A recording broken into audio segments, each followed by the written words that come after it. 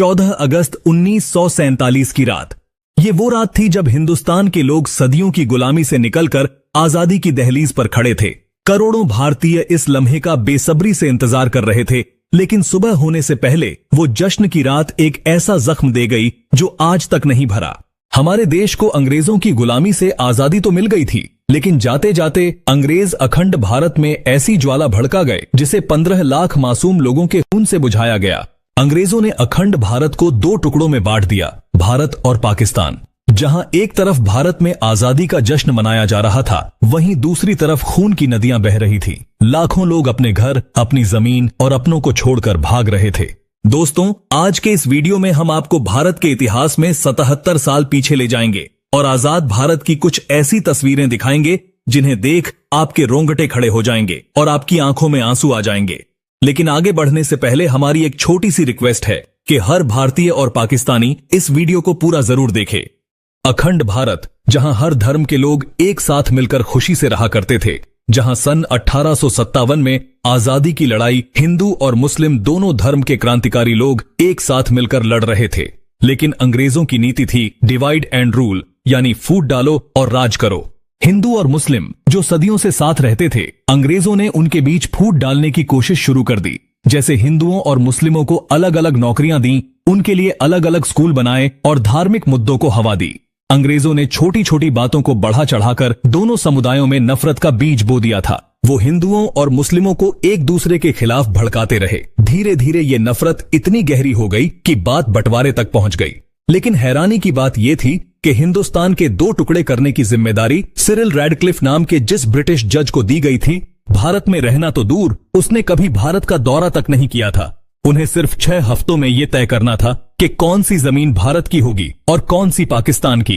Radcliffe ने नक्शे पर ऐसी लकीरें खींची थीं जिसने पंजाब और बंगाल को 2 हिस्सों में बांट दिया।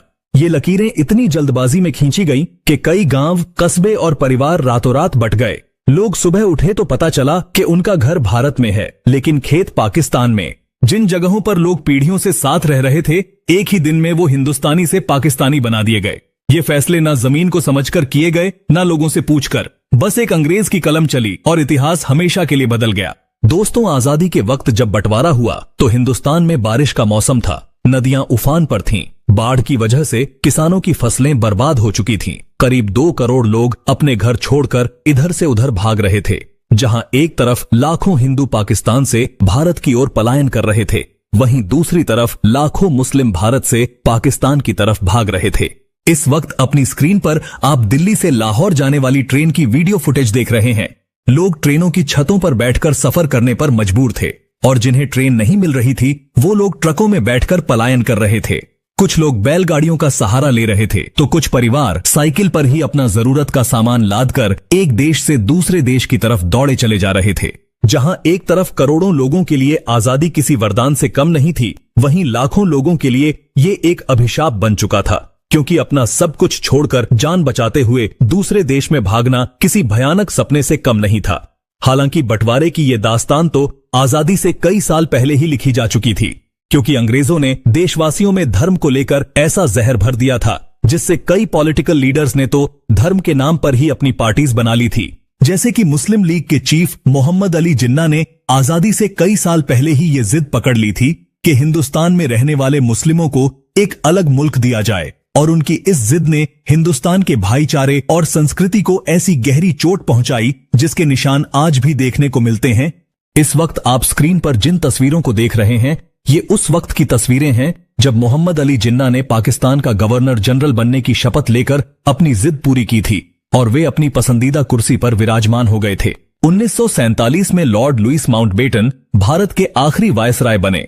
उन्होंने कई महीनों तक जवाहरलाल नेहरू और मोहम्मद अली जिन्ना की कई मीटिंग्स करवाई, जिसके बाद 3 जून 1947 को लुईस माउंटबेटन ने ऐलान किया कि 15 अगस्त 1947 को भारत आजाद होगा, लेकिन इसके साथ ही बंटवारा भी होगा। हालांकि पंडित जवाहरलाल नेहरू, सरदार वल्लभ भाई पटेल और महात्मा गांधी ने देश के बंटवारे को रोकने की हर मुमकिन कोशिश की। उन्होंने मोहम्मद अली जिन्ना को भारत का पहला प्रधानमंत्री बनने तक का ऑफर दे दिया था। कई इतिहासकार बताते हैं कि बंटवारे की खबर से पंडित जी को बहुत बड़ा झटका लगा था।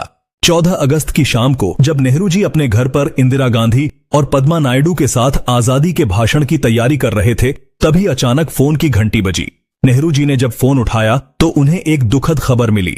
लाहौर के नए प्रशासन ने हिंदू और सिखों के इलाकों की पानी की सप्लाई काट दी थी, जिसकी वजह से लोग अपने घरों में प्यासे तड़प रहे थे और अगर कोई पानी लेने बाहर निकलता तो उसे मार दिया जाता।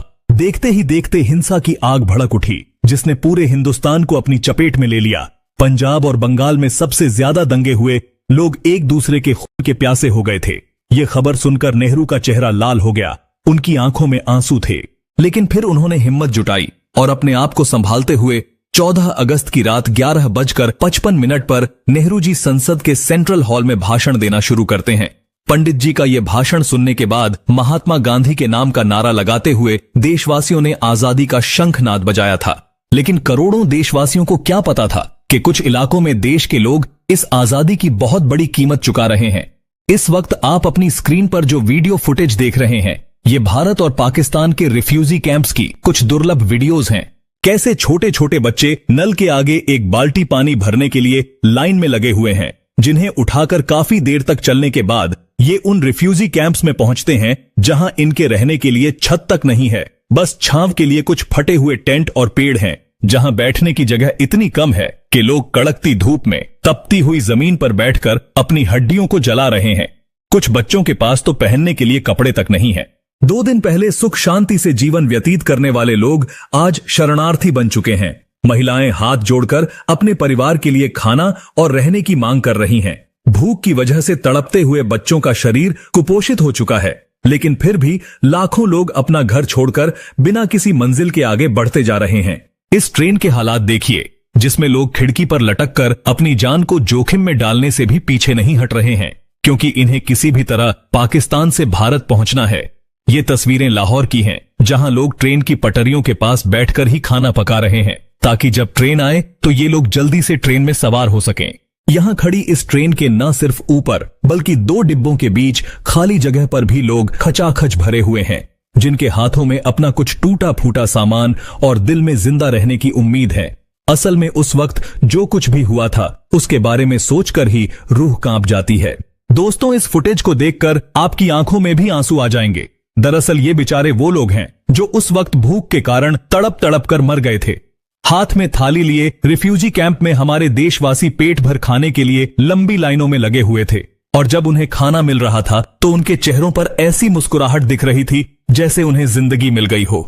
लेकिन फिर महात्मा गांधी, पंडित जवाहरलाल नेहरू, सरदार वल्लभ भाई पटेल, लाल बहादुर शास्त्री, डॉक्टर भीमराव अंबेडकर और कई महान नेताओं ने इतने मुश्किल हालातों में भी देश को संभाला, जिसकी बदौलत आज हम भारतीय ब्रिटेन से कई गुना आगे निकल चुके हैं। इस बंटवारे में करीब 2 करोड़ लोगों ने अपना देश छोड़ दिया था और करीब 10 से 15 लाख बेकसूर लोगों की जान चली गई। लेकिन अफसोस की बात यह है कि जिन ब्रिटिशर्स ने हम भारतीयों के साथ इतने घिनौने जुर्म किए, जो भारत के इतिहास में लाल अक्षरों से लिखे गए, लेकिन फिर भी उन्हें बारातियों की तरह विदा किया गया।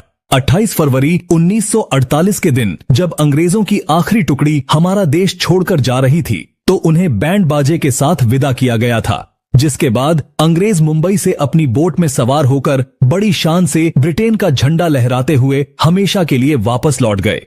लेकिन जाते जाते एक ऐसी चिंगारी छोड़ गए थे जिसकी आग में 10 लाख बेकसूर लोगों की जिंदगियां झुलस गई।